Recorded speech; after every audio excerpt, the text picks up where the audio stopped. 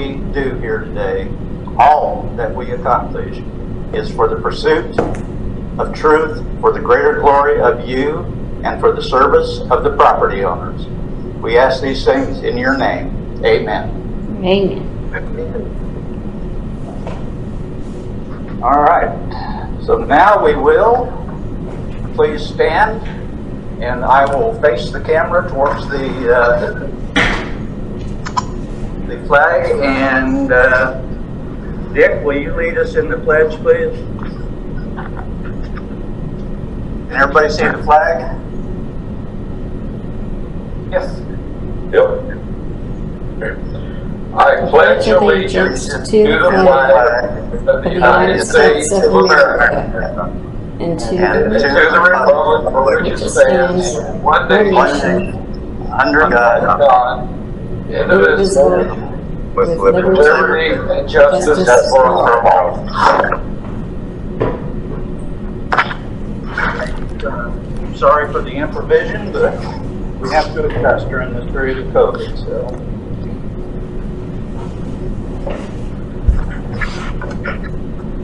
before we begin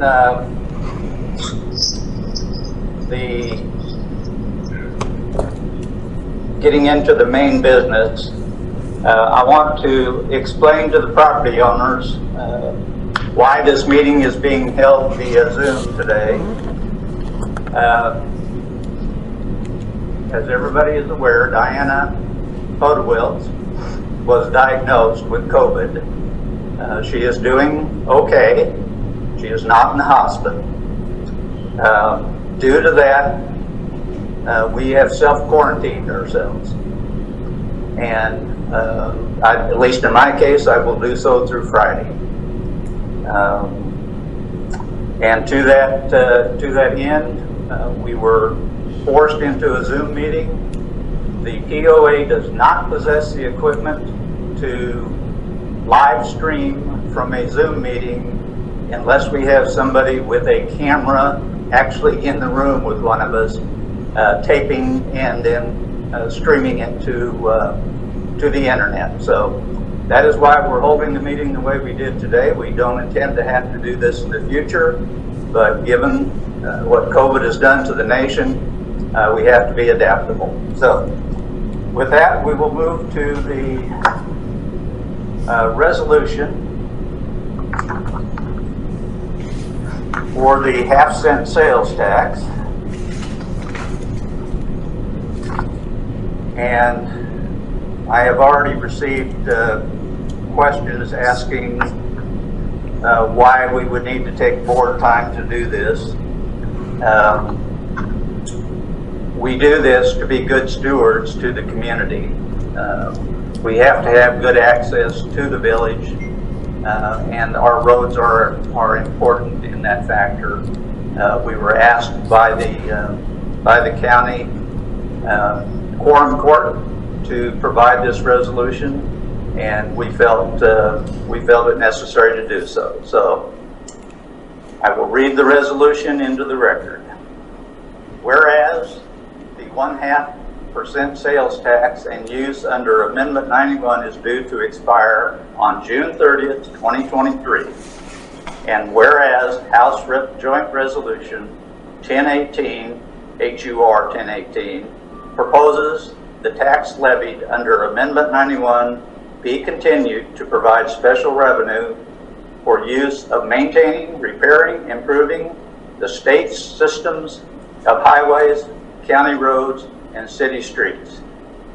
And whereas the 1/2 cent sales tax provides $17.5 million annually, projected in 2024, to the MetroPlan members for transportation, and the loss of this revenue would be detrimental impact on local transportation facilities within Central Arkansas.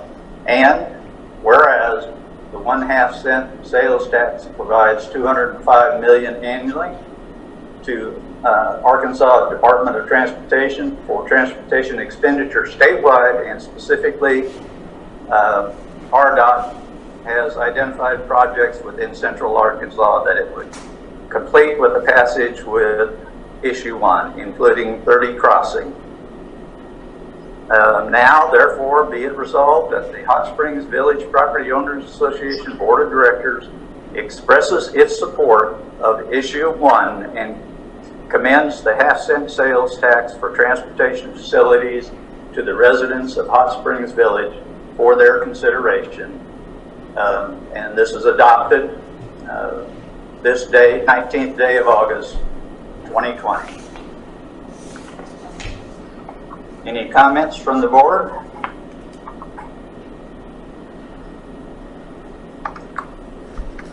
Okay.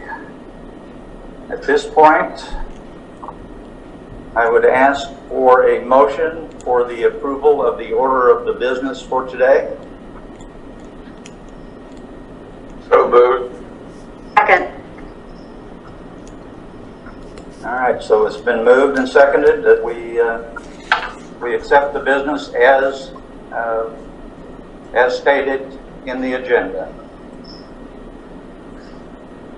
First item on the consent agenda is to ratify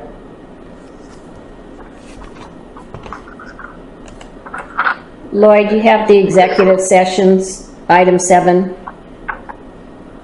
Is that item 7? Yes.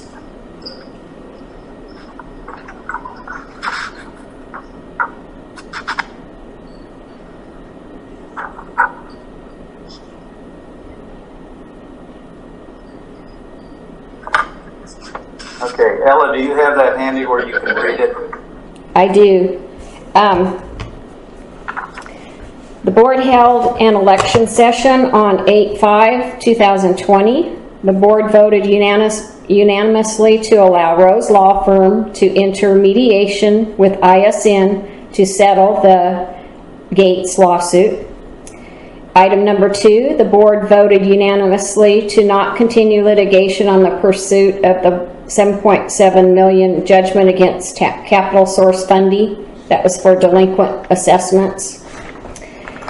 On August 13th, the board had an executive session. The board voted 6-1 to authorize Chair Podewitz to sign the voluntary motion to dismiss without prejudice the judgment against Capital Source Funding, authorizing Rose Law Firm to file the motion. The second item, the board voted 4-3 to remove Diana Podewitz as chair. Immediately following, Diana resigned from the board.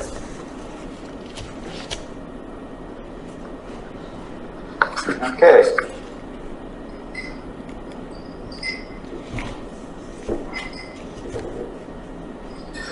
Those are the executive session minutes for 8/5 and 8/13. And now to the consent agenda.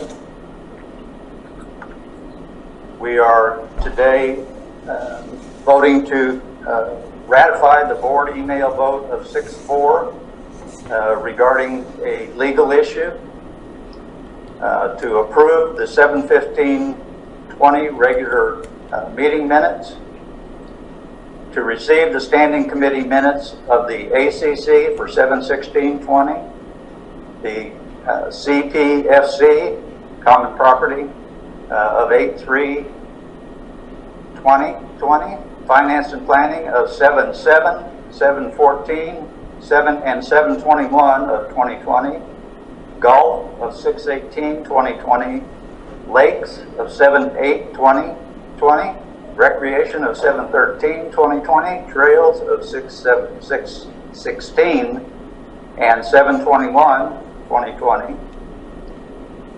The appointment of Paula Lane and Max Billingsley to the Common Property Committee. Appointment of Deborah Fuller and Maureen Morgan to the Recreation Committee. And appointment of Jan Mills to the Trails Committee. Can I get a motion to accept the consent agenda as presented? So moved. I'll second. All in favor? Aye. Aye. Any dissension? Passes unanimously. Mr. King. Your mute button is on. There he goes. First, before Charles starts, let me officially welcome him to his first official board meeting. And take it away, Mr. King. You know, of course, today will be a little different, a little shorter than normal. I would expect to report on the previous month's activities and operations.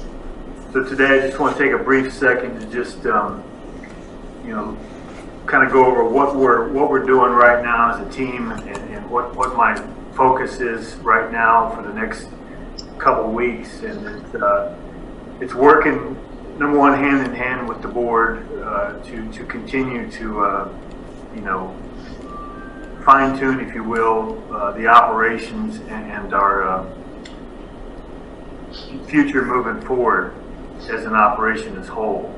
Right now, I'm analyzing our team from the top down, making sure we're set up for success in the future, and making sure we're not top heavy, making sure we're financially responsible as far as our layers and our organization.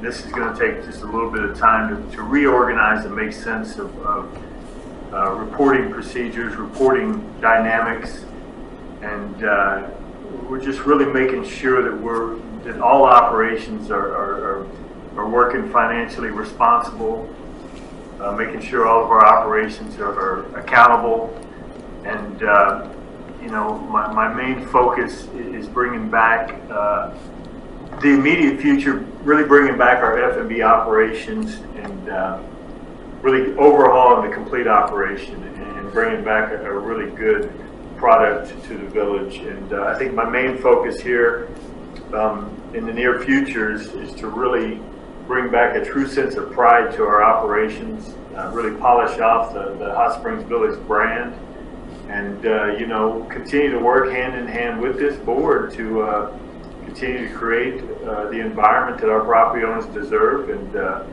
I'm extremely excited about the future.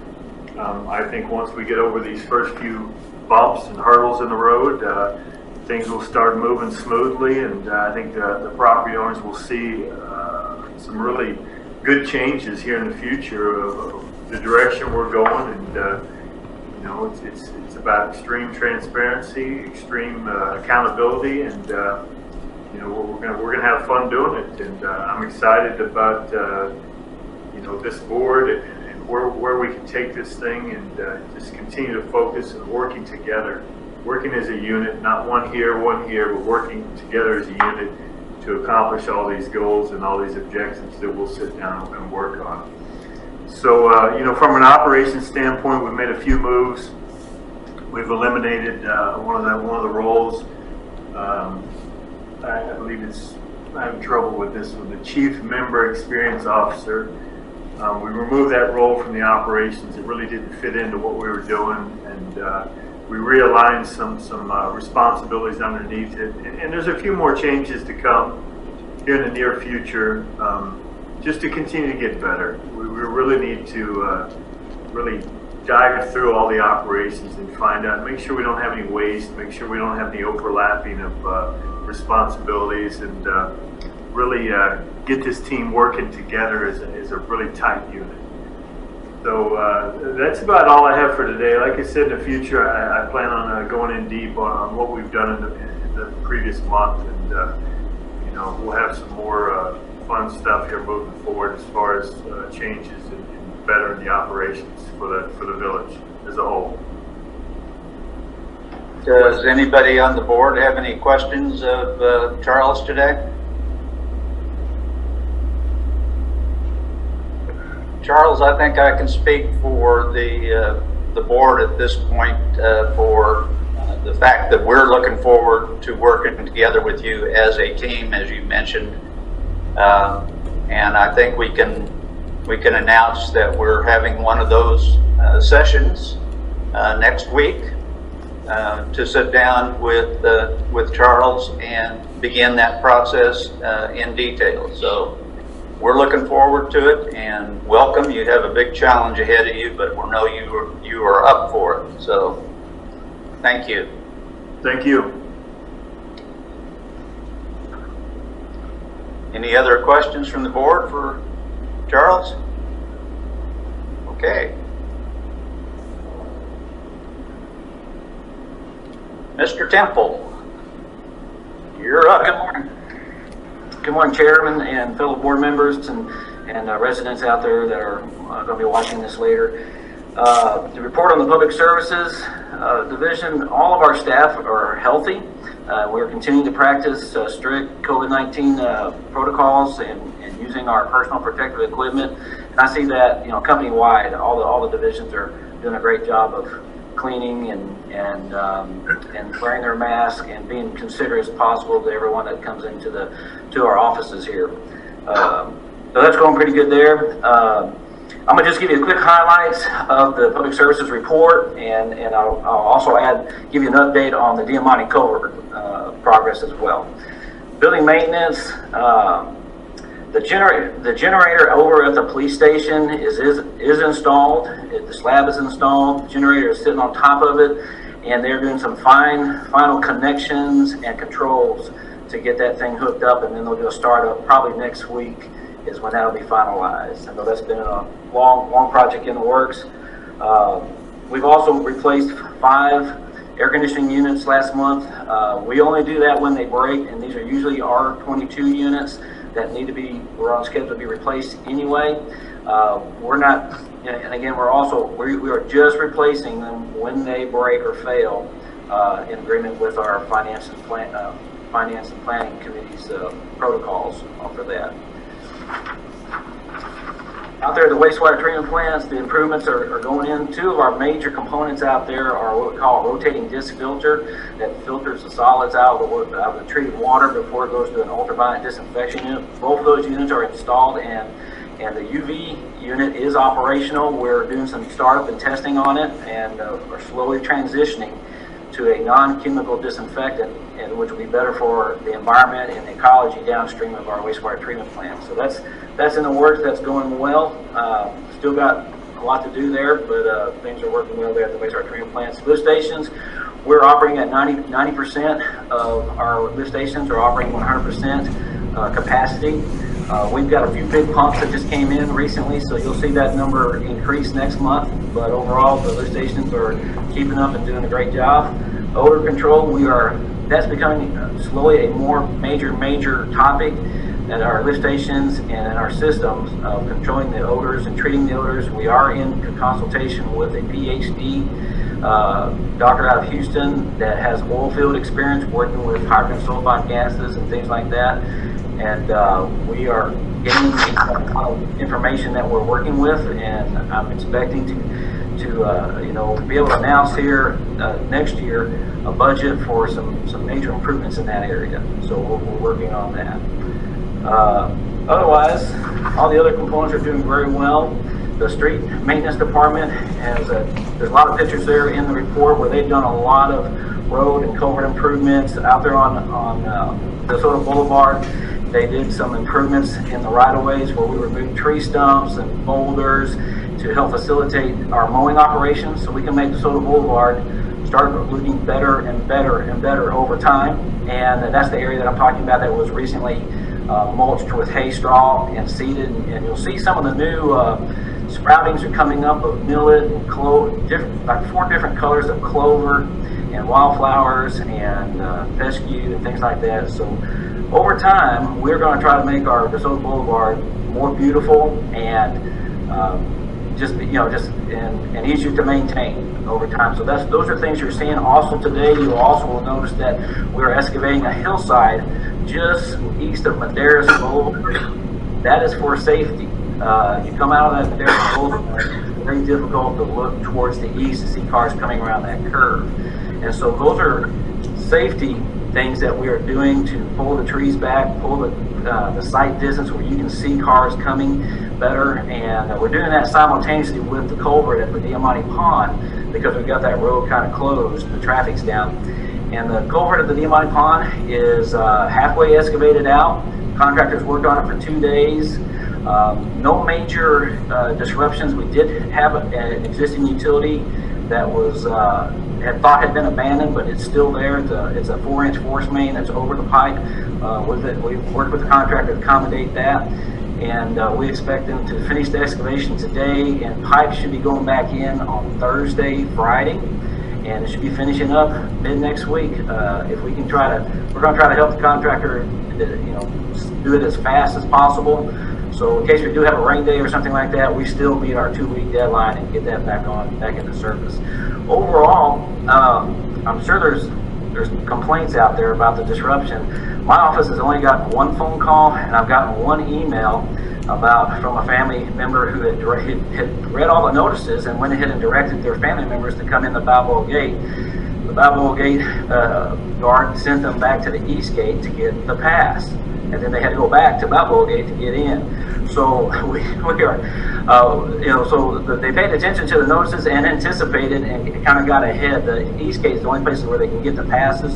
So we're going to try to see if we can improve the communication between the Balboa Gate and the east gate to see if we can help facilitate that a little better. And we do appreciate the feedback from the public on that to find places where we can improve it and make it more convenient. But other than that, we haven't got hardly any complaints on that, so that seems to be going pretty well.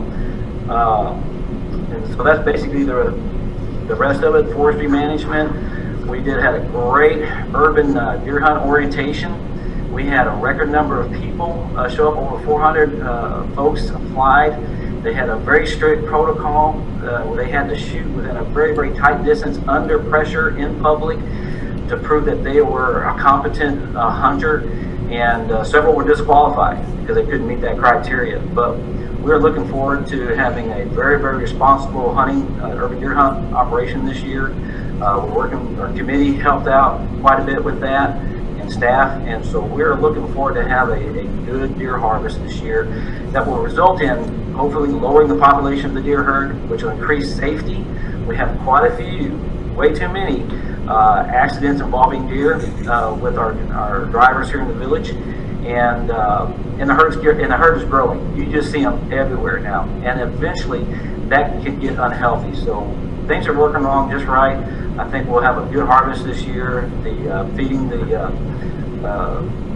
deer, the program that we use, Feeding the Hungry, it receives that deer meat and makes those snacks that I handed out during the forestry presentation. We're looking for a good harvest this year to help support that program locally.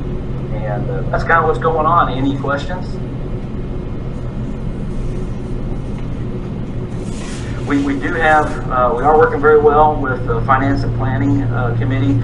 We do have an existing asphalt contract that is coming to its expiration, and we're going to be approaching the Finance and Planning to see if we can continue that asphalt patching operation, which will include some of the golf courses in the next couple of weeks and months. But that's going to come to an end pretty soon, and I'd like to see if we can get it continued so we can continue the roadway improvements and parking lot improvements throughout the rest of the year. But I understand we've got a modest approach this year, and so we're going to try to stretch it as far as we can and do as much as we can in-house. But that is coming. Forewarning, huh? Just no questions there, Jason? Thank you, Jason. You're welcome. Mr. Foltz, Treasurer Financial Reporting. I hope you can hear me. Before I start my presentation, I just wanted to address the cash flow estimates of operating cash at the end of the year that we had in the work session.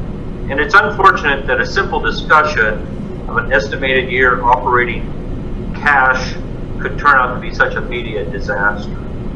So that the membership and the media will know, we are continuously estimating the cash balance of each remaining month and at the year end. To clarify, we still anticipate operating cash at the end of the year to be around 2.2, and that's operating cash. And there is another 5.8 million in designated reserves and investments for a total of $8 million. I just think that's important that we get that out, and I'm sorry that happened.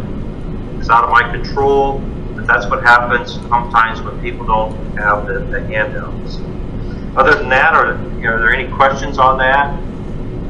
No, but just, I guess for clarification's sake, Wayne, as I understand it, our cash flow at the end of 12/31/19 would have been $7,037,000. That's correct.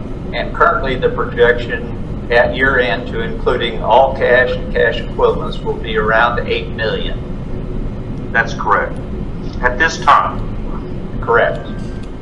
And as you mentioned, that is monitored on a regular basis.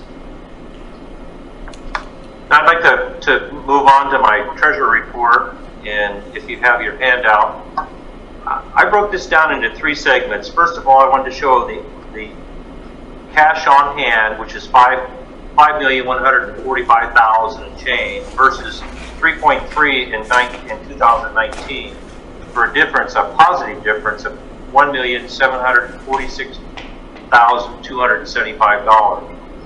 I backed out that includes the PPP program, so if we were without that loan, we would be sitting at $2,056,099 in operating cash versus 2019 at $3,398,824 for a difference of $1,342,275. Then we have restricted cash of $723,958. Our investments, which are primarily CDs, is $1,544,000. Public utilities fund is at $1.2 million. $1,288,457.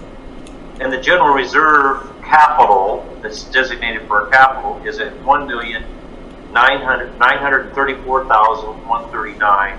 And our golf reserve is currently at $305,656. So total cash and equivalents at the end of July were $10,938,310 versus 2019 at $8,548,217 for a difference of $2,390,093. If we would remove the PPP, I just wanted to show that our 2020 capital total cash and equivalents would have been $7,849,310. So that I just wanted to cover that to make sure that everybody realizes how important the PPP is to us and how it's helped us remain well into the black. Our total assets as at the end of July are $86,448,354 versus $82,625,160, an increase of $3.8 million. So that's mostly from the PPP.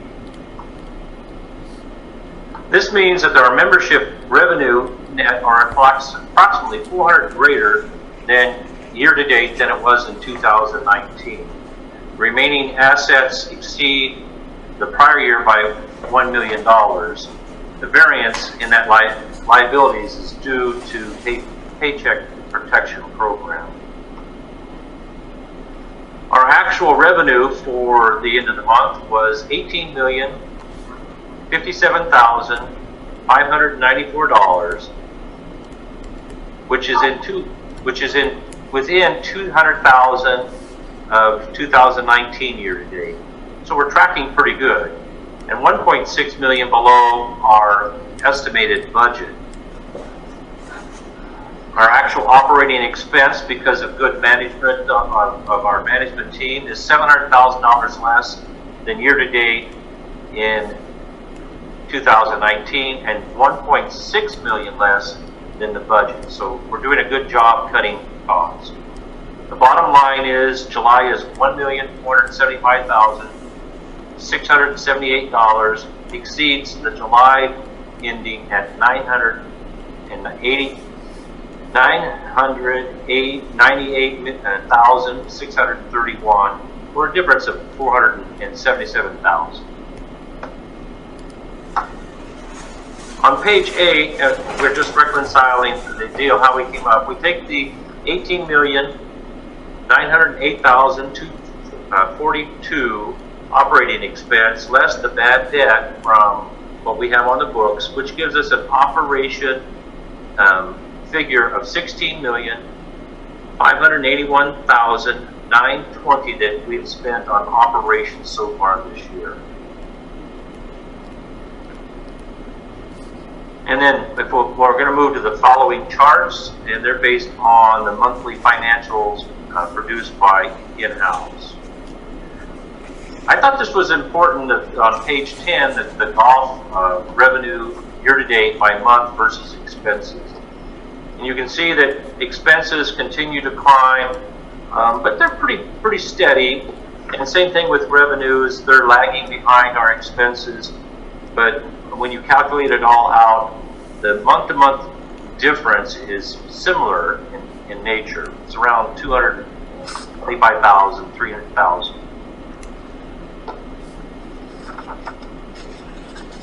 The next month compares actual expenses of 2020 versus 2019.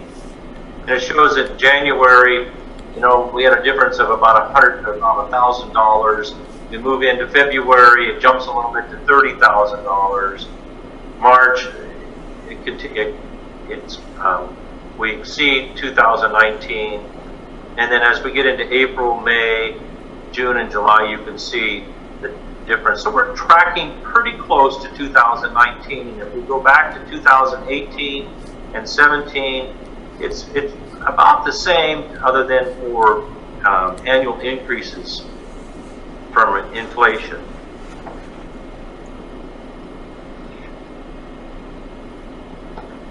Revenue on page 12 shows that kind of the same thing. Our revenues are trending pretty close to what they were in 2019, and honestly in 2018. We're not growing our golf numbers very much. They're pretty consistent. Our revenue's kind of flat in that area, and that's one of the areas that maybe we can focus in and see how we can get more play to generate more revenue, because we seem to be at a plateau.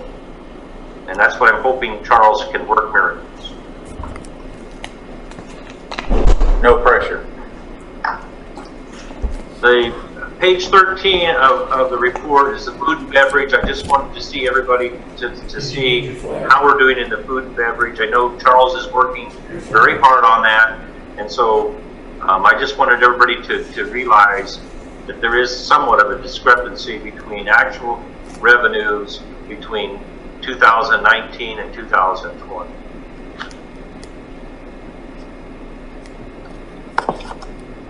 Then I broke it down a little bit different. I put it into revenue versus expenses, and expenses 2020 versus 2019. Just so you have a view, and a little chart at the bottom kind of showing the numbers so you can see how we're tracking.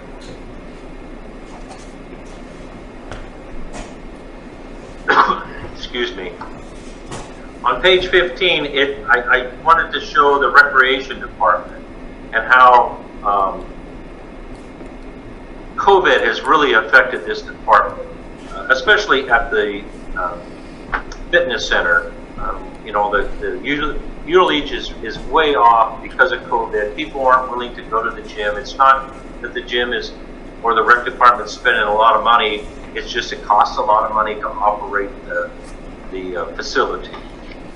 And as you can see, when we get into July, we brought in $446,752 in revenue, and our expenses are at $1.1 million so far this year.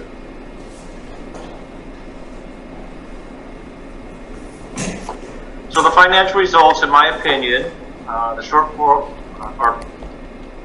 are projected to have future impact and continue to be a major concern. The thing that really concerns me is the PPP forgiveness will have a direct impact on our end-of-year financials. And the next page, we'll go to the recommendations. We're still following the $1.74 million capital expenditure reduction. Future capital expenditures, in my opinion, should be held to a minimum until operational losses are controlled within the amenities. And staff has started to submit the PPP forgiveness on the SBA loan.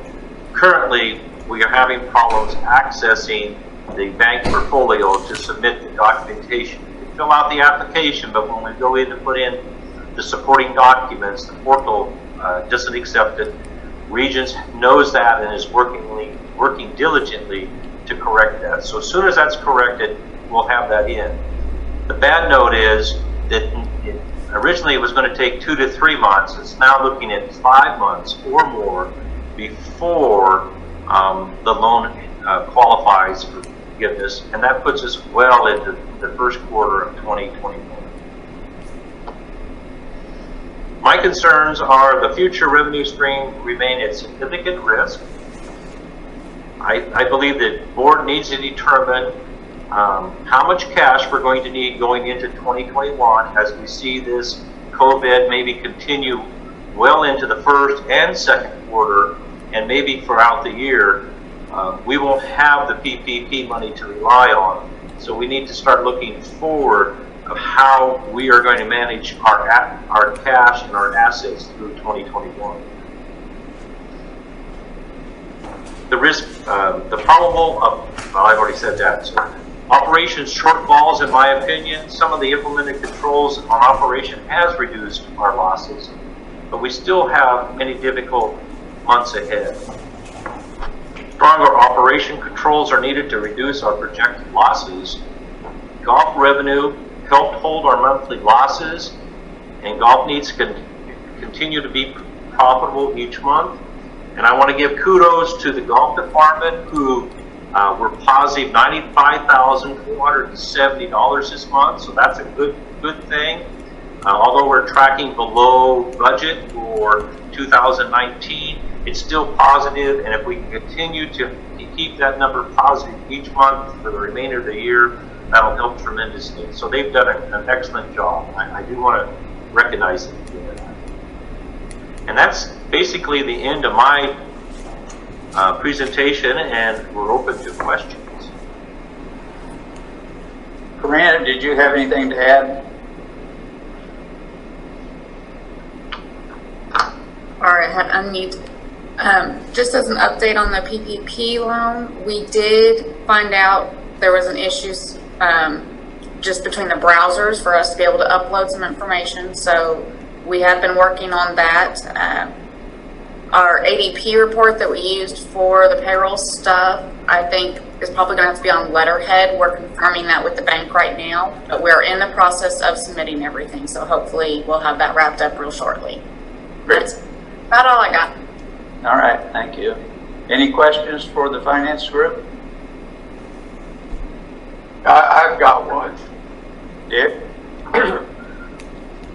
Assuming that we don't get that grant ratified in 2020, and it doesn't get ratified till 2021, what does that do to our year-end audit? That's a very good question, and I don't have the answer of that for you, Dick. But it is something that we'll investigate and report back to the board as soon as we have that information. Okay. So I guess in summary, to at least what I heard the financial report to be that even during the COVID, with the control of expenses, we are currently $477,000 ahead of where we were last year. And I think kudos go out to staff for holding the line on expenses to the extent that they can, given what's been what we've all been facing this last year. So thank you to staff. Charles, you can pass that along, that the board really appreciates their efforts. And on that note, we're going to continue to really hold down expenses, down to a minimum. And we're also going to find some really creative ways to start generating some extra revenue that I think we'll be able to talk about here the next meeting. But I think we're going to, be responsible as far as expenses and, really drum up some ways to get creative with golf, and food and beverage will be a whole different story. But I think we'll work hard and come out with a good picture. Anything else for the finance group? All right, we'll move on. Tucker, you're up on the annual mowing of the lakes and dams. You're muted. I couldn't print this stuff off, so I'm going to have to ask Ella to help me with that. Okay, I'll read the motion for you. This is Tucker's motion. I move to renew a small project agreement with Millsap Stone and any project change orders that increase or decrease project price and time in accordance with POA purchasing policies for the mowing of lake, dams, and spillways not to exceed the amount of $25,200, $1,800 per lake dam times 14 dams. The term of this agreement will be 1 year for their second year of a 5-year renewable agreement for contracted work. Do we have a second? Second. Background. Any background? Hot Springs Village POA is required to provide lake dam mowing and vegetation control in compliance with the Arkansas Natural Resource Commission. Contractor shall furnish all equipment, labor, and incidentals necessary to mow and remove vegetation on all dams and spillways in HSV. The term of the contract shall be 1 year commencing on the effective date and may be extended or renewed for consecutive additional year periods not to exceed a total of 5 years. The HSV POA has no obligation to extend or renew this contract, and any decision to do so is at the sole discretion of HSV POA. It is anticipated that the dams will need to be serviced annually in the fall, September through December, as determined by HSV POA, with additional occurrences upon request. Contractor will have 30 days to complete 14 dams and spillways of mowing, with exceptions to weather delays. The contract mowing work is included in the approved 2020 Public Works operational budget for maintenance of land and streets. Total budget available, $25,000 out of $256,000. Do we have any discussion?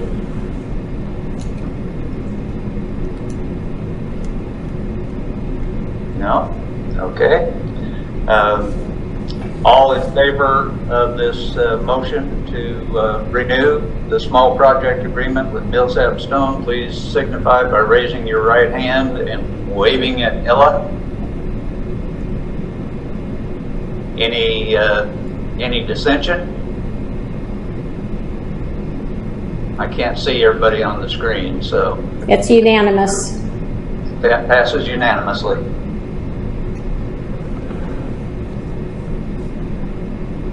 Okay, next on the agenda is Joni Curry on the revision to the Rec Center Committee. I move to amend the Recreation Committee charter to reflect current practices as presented. I'll second. Background. The Recreation Committee reviewed its charter and recommend the revisions noted on the attached red line version to reflect current practice. Major revisions include Section 3, Organization and Appointment. The number of committee members has increased from 11 to a minimum of 11 and not to exceed more than 13 members. B, committee members shall be appointed in accordance with bylaws Article 12, Section 4 for the staggered three-year terms. Section 4, under A, duties and responsibilities. Number 4 adds vote slips. D, deletes the duty to coordinate the bi-monthly newcomers coffee, as this is no longer a recreation department function. Section 7A, approved minutes of meetings shall be submitted to the office of the corporate secretary for distribution and filing.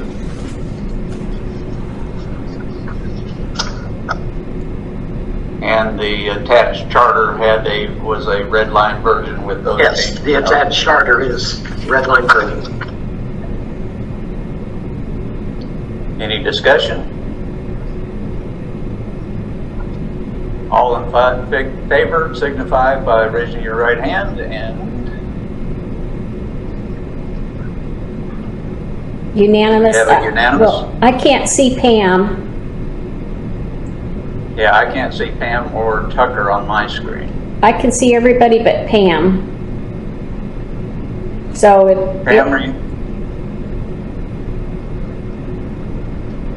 I see Pam, but she's not moving. It's her At all. photo. I think she's maybe frozen. Frozen in time? Maybe. What about Kirk? Is he on? Kurt's on, he voted yes. Okay. 5 of 6 had voted yes, so. Okay, well, motion passes. You can, Ella, you can register Pam's vote offline. Okay. Kurt, you're up next on the revision to the Trails Committee Charter. Okay, I move to accept the revisions to the Trails Committee Charter. We've got Article 3, organization and appointment. Hang on, you need a second first. So Kirk has made the motion to amend the Trails Committee Charter to reflect current practices as presented. Do we have a second? I'll second. Okay, go ahead, Kirk. Okay, organization and appointment. A, the committee shall consist of a minimum of 7 and a maximum of 13 members of the Property Owners Association in accordance with bylaws, Article 7, Section 3. B, committee members shall be appointed in accordance with bylaws, Article 7, Section 4, for staggered 3-year terms.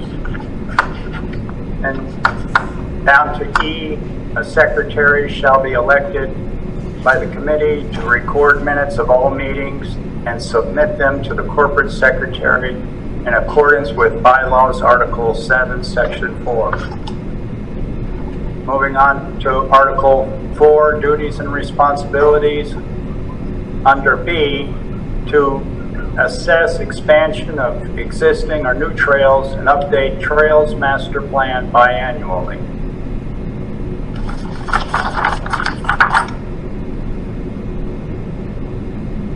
Going on to F, to promote usage of trails by property owners and visitors through a minimum of 2 organized events annually and submission of articles for publication as they occur. Down to Article 6, meetings. The committee shall meet monthly, either in person or electronically, at a scheduled time and place. Additional meetings may be held if required or desired by the committee. Article 7, under reports.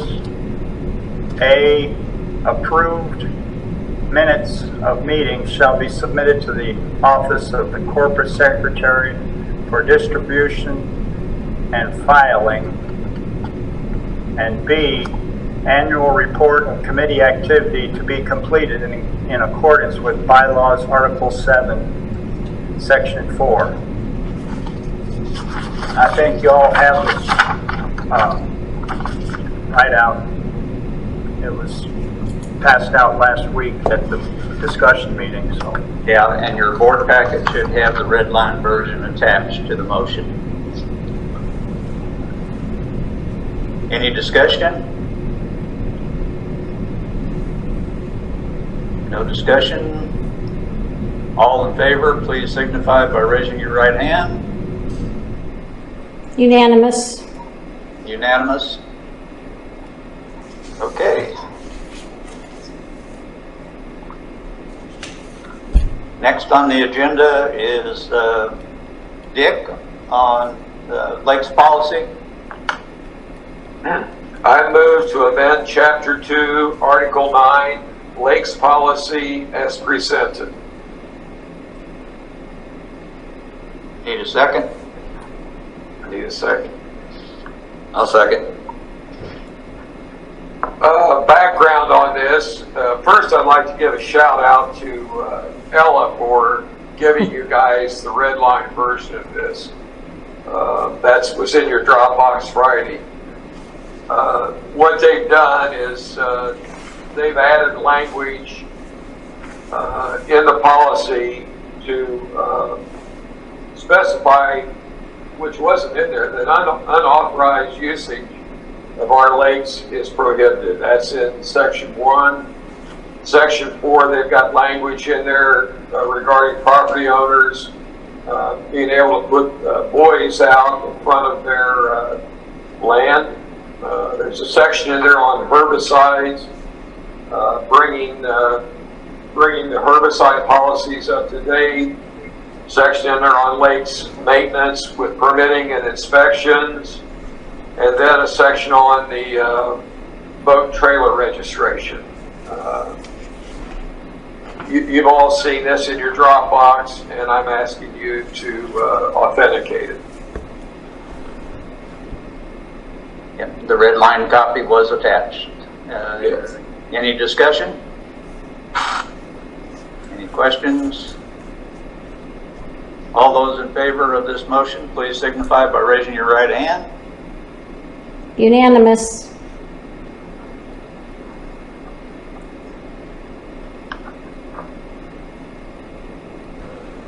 And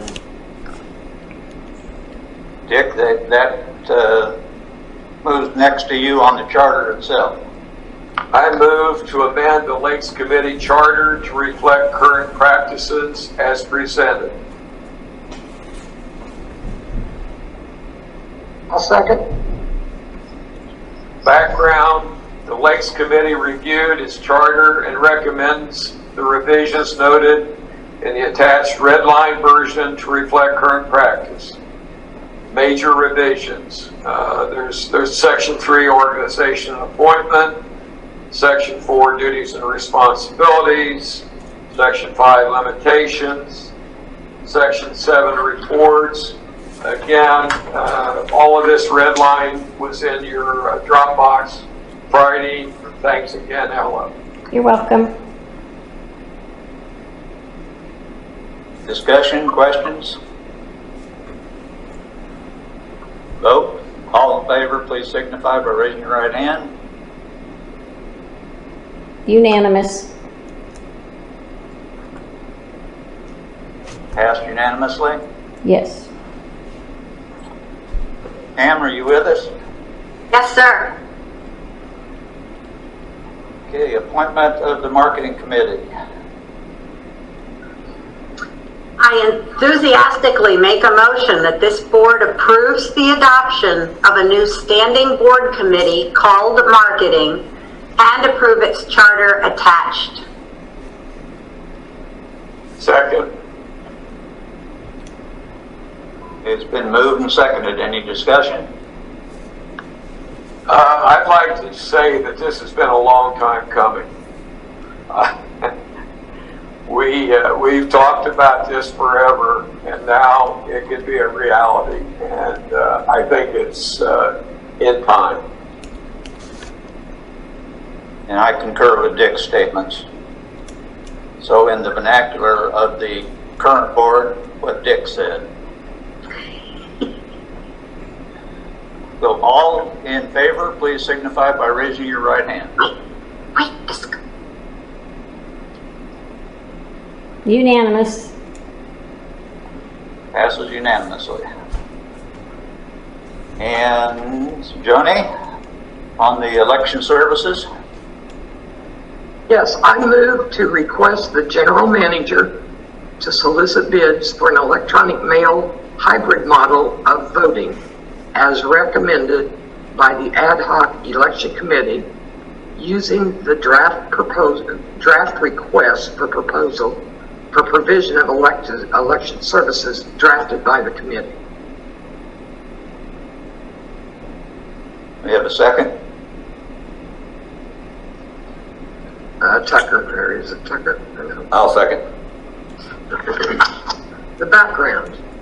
At the July 15th, 2020 regular meeting, the board approved the creation of the 2021 election committee to review and explore ways to make the election process more efficient and bring those findings to the board in advance of March 2021 board election. Most specifically, the hybrid electronic paper system. The ad hoc election committee investigated two approaches to the board of director elections. One, to proceed with the same procedure and method used in the 2019 election, or two, to move to a hybrid electronic paper method used in many communities in the U.S. Upon conclusion of its investigation, the committee recommends using an electronic mail hybrid option. This option would completely outsource the election to an independent contractor. Many communities are using this method, including our sister community of Bella Vista, which has used this method since 2016. The benefits of a hybrid model voting.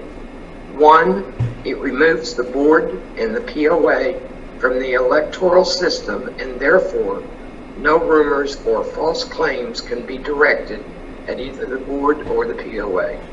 Two, it frees staff to perform their normal tasks. Three, it provides the property owner options in casting their vote. Four, it provides a uniform system for all elections, such as declaration changes or assessment elections. On the negative side, one, it may increase the cost of elections slightly. A cost analysis would need to include not only the cost of printing and mailing, but also staff expense, meals, and other costs associated with the in-house method. The committee recommends the following companies, for they appear to address the needs of the board and the POA. They provide a hybrid system and can be used in all elections. They are Association Voting, Election Buddy, Vote HOA Now, and the Inspectors of Election. And the draft for RFQ is attached. Any comments? Discussion? Okay. All in favor, please signify by raising your right hand. Okay, Kurt is offline there. Oh, there he is. Okay, unanimous. Passes unanimously.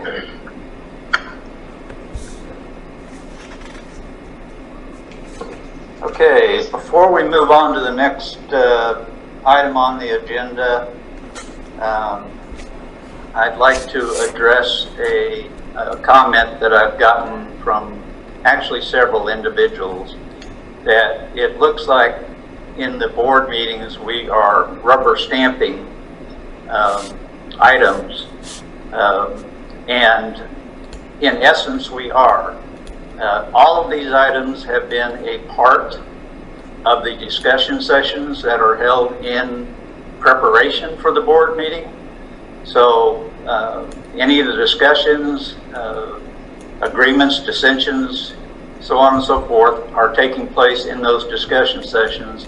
And they're also being done in advance like that, so that if we can get input from the property owners during the period between when the discussion session was held and when the board meeting is actually conducted. So that's just a point of clarification as to why so many of these get passed unanimously, because they've already been discussed at previous meetings. So moving on, we have next on the agenda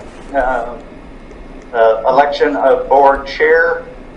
I am now opening up the floor for nomination. I nominate Lloyd Sherman as chair. I'd like to second that nomination. Okay, well, we don't require a second actually, but on nominations. But any further nominations from the floor, please?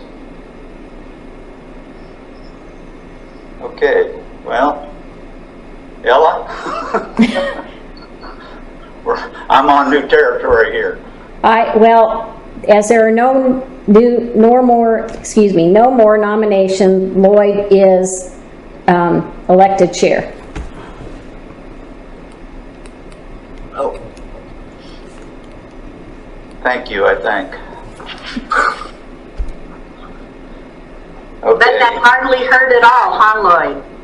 Yeah, exactly. Okay, moving on then, as vice chair, and moving to chair, that opens up the vice chair position. So I now accept nominations from the floor for vice chair. I make a motion to nominate Tucker Alejandro for vice chair. Any other nominations? Well, not requiring a second and not having any other nominations, Tucker, you are now the new vice chair of the board. Okay, we are at the point for board comments. If anybody has anything that they would like to discuss with the property owners or in general, now is your time.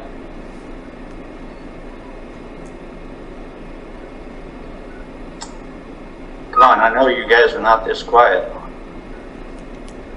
Pam? I just wanted to say I'm really glad that the board approved moving the marketing subcommittee to a full standing committee. That group has been incredibly active in just the few short months it's been in place. And Wayne mentioned revenue. Revenue came up as another topic. So I want you to know that that's one of the things that they're looking at as well, and they'll work very closely with the marketing department to help them in any way that they can.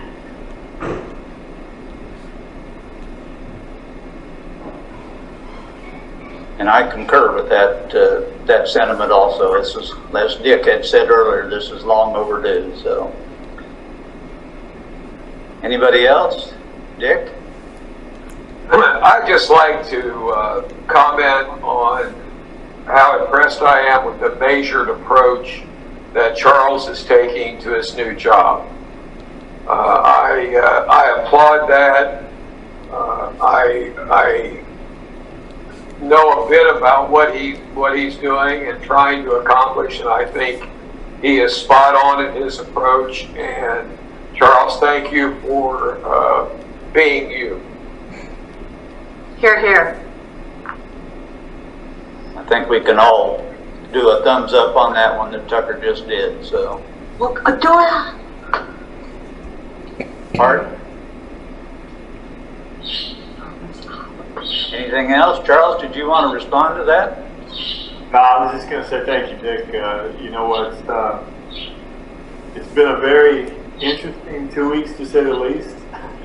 But, you know, I think given some time, I think that, and I hope that the property owners will see that, you know, we're going to be really diligent about making some very positive changes. And I think it all starts right here. It starts with this group working together and you know, making sure we have our boundaries and our understandings of what we're all doing. And like I said, I'm excited about the future. I think that some great things can happen, and I think it's not going to happen overnight. So all the emails that keep coming, just be patient. But I promise you, there's going to be some good changes, and you know, I'm excited about it. As are we. And as I mentioned earlier, we will start that official process next week, sitting down, and hope that that will be a process that we continue on some kind of a frequent basis going forward with Charles, to establish what lanes people are going to be operating within, and how we get this village on the track that I think everybody wants it on. So, and we'll do that together as a team. Any other comments? Okay, well, I do have a couple things I wanted to add. Since the agenda was done, on the legal side of things, I can report that the progress with ISN is that they have agreed to mediation, and that is currently scheduled for October 14th. The mediator is a guy by the name of Jim Tilley, apparently highly respected. And I can also report that the motion to dismiss the NRPI standing collection effort that's been going on since about 2008, I believe, has been filed to dismiss that. So, and then I would like to address the elephant in the room. As many know, Diana resigned from the board this last week. I would like to say that the action was taken by the board and by a majority of the board. When the board speaks as a majority, they speak for the board. So when a majority makes a decision, it is our responsibility of duty, of loyalty, obedience, and duty to uphold those decisions that are made by the majority of the board. We will miss Diana. She worked hard and feverishly. She put in extraordinary effort during her time on the board and as board chair. But I want everybody to know that this was a decision to ask her to step down as chair, and she chose to resign. The board did not vote her off of the board. So with that, I will ask for a motion to adjourn unless anybody else has anything else they'd like to say. So moved. I have a second. Second. All in favor? Aye. We stand adjourned at 10:09.